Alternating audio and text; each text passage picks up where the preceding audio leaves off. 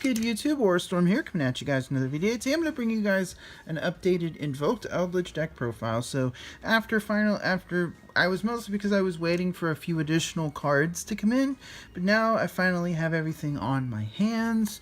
So I have the updated deck profile for you guys. I also have the side deck, which I'll get to after we go through the main deck as well. So let's go ahead and get straight into it.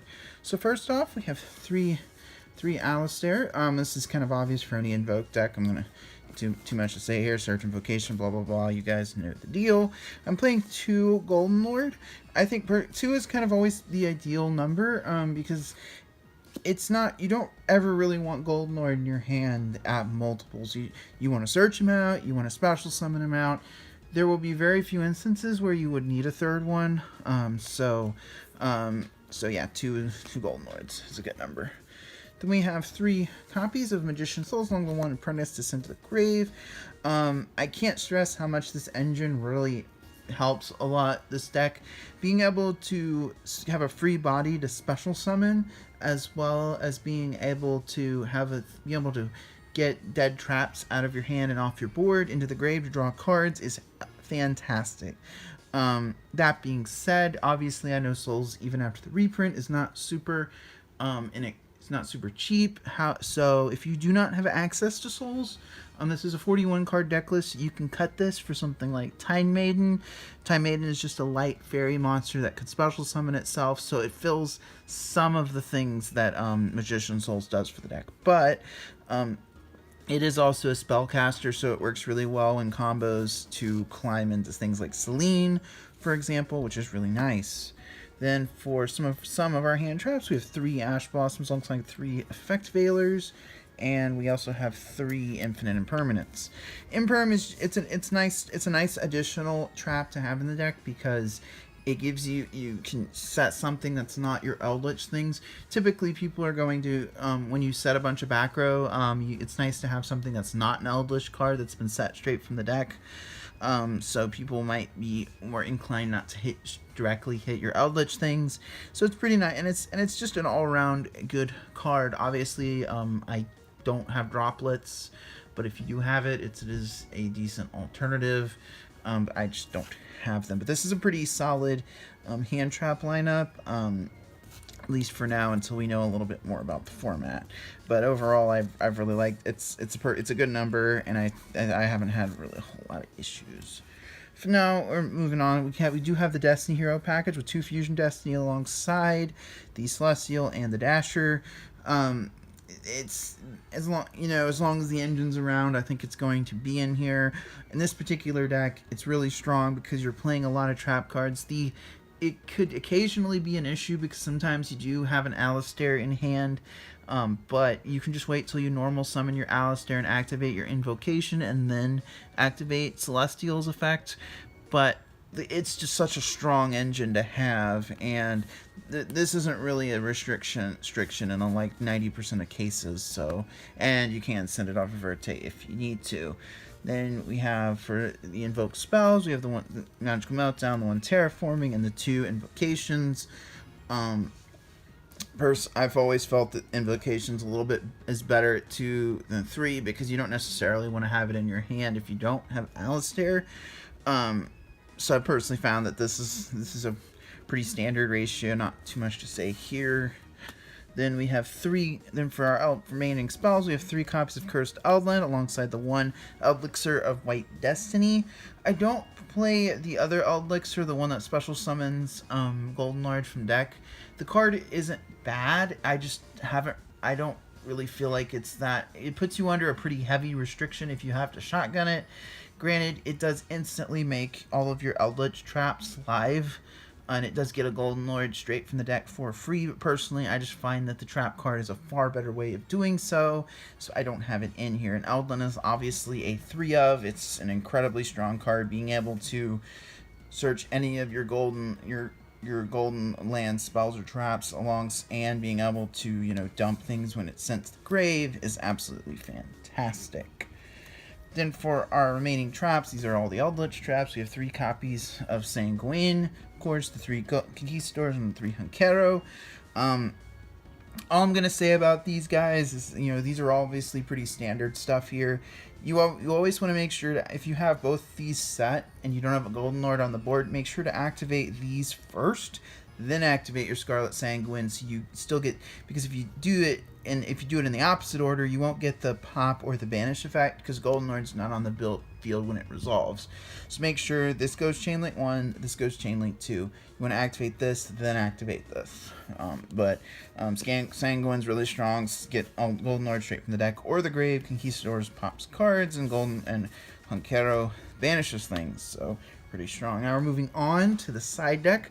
So a new addition to my side deck now is actually 3 copies of Token Collector. So if you're unfamiliar with this card, whether it's in the hand or the grave, whenever a token is special summoned, you can special summon it out of your hand or your graveyard, and while it's on the board, now it is a once per turn on that, but if it just, when it's special summoned, it blows up all tokens and gains 400 attack for each token, and while it's on the board, your opponent neither player can summon tokens. This is basically a great side deck card for Sword Souls. They have very few ways to get rid of it. With its 2000 defense, it's going to take some time. I would have to do a little. There is the 2400 Sword Soul monster that can be state. If they have it, they can tribute off and get over it. But that's a lot of work just to get over Token Collector. It's just an incredibly good side deck card against Sword Soul. Mainly, it completely can win you the game on its own, and the fact that you can also, on top of that, when you do have it out there, if it sits on the board for a turn, you can link it off, and if they try to summon another token, just bam, bring it right back. So it's a great side deck card. It fits in a lot of different. It fits in pretty much anything. It fits like a glove. It's a great side deck card. Then standard stuff, we've got 3 Nibiru and 3 Dark Ruler no more. Nibiru, obviously, for combo decks, and Dark Ruler is for going second. Dark Ruler is perfect in here because you have the Fire Fusion that can completely clear fields. Once they're negated, you can use that to clear their board. Nib is obviously really strong against a lot of the decks that are running around playing things like, or combo-heavy decks, mainly. Then for the remaining side deck cards, we have some traps. We have 3 copies of Dimensional Barrier alongside the 3 Evenly Matched. Evenly Matched is mostly for the Eldlich variants that are going to be running around with skill drain going to 3. It's a really strong card against anything that plays a whole lot of back row. I am waiting to see how good it's going to be against some of the other meta decks of the format, but for now, I think it's unless if you don't have copies of Lightning Storm, this is probably the next best thing. It hits a lot of those same beats. Those back row heavy decks in particular are hit really hard by Evenly Matched if it does go off. For this deck, it does kind of suck that you can't kill your opponent that turn, but this is a more grind-based tempo deck anyways, so it's not that big of a deal. Dimensional Barrier is another card that is really good going first against Sword Soul. Again, you'd have to see how the format plays out before, to see what else it's good against. But if your opponent happens to be playing something like Drytron, they can't Ritual Summon while this is up, which is kind of nice. They can get all their grave effects, which is unfortunate. But this can prevent them from Ritual Summoning, which matters sometimes against Drytron. And it's also pretty good against Lurelux variants if anyone is still playing them, because they won't be able to Exceed Summon while under Barrier. So it's a pretty decent side deck card, I think, for going first. For this deck, you could also side deck something like Solemn Judgment or Solemn Strike if you want to play something else, but personally, I just think Barrier covers a lot of different decks in this format. Now we're moving on to the extra deck. For the Link ones, we have the 1 Artemis and the 1 Almirage. Artemis is a new addition over Secure Gardna because Secure Gardna cannot be used as link materials, so you can't climb from Artemis you can't go into Secure Gardna and then use it as material to make Verte.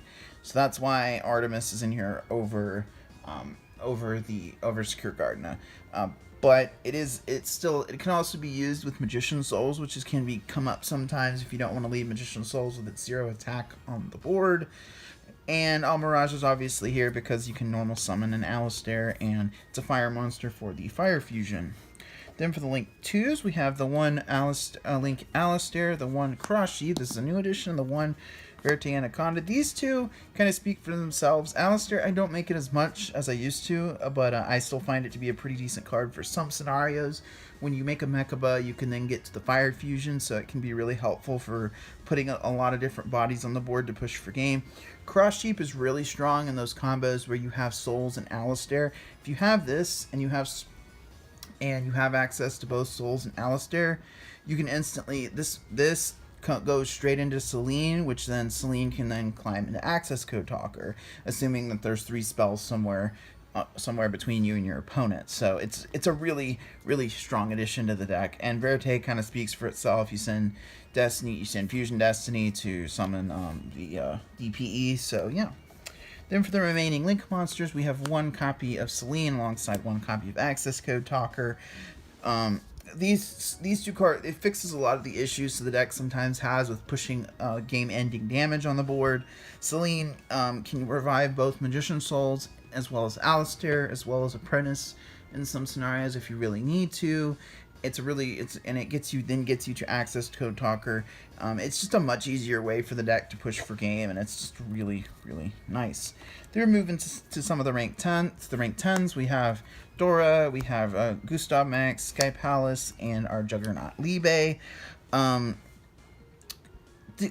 Amongst these, this was the one I probably would make the least, but it can be sometimes helpful if you're playing into a deck that has a lot of interruption, because it can be made immune to then punch over them. Gustav Max plus this is enough damage for game, assuming your opponent has an empty board.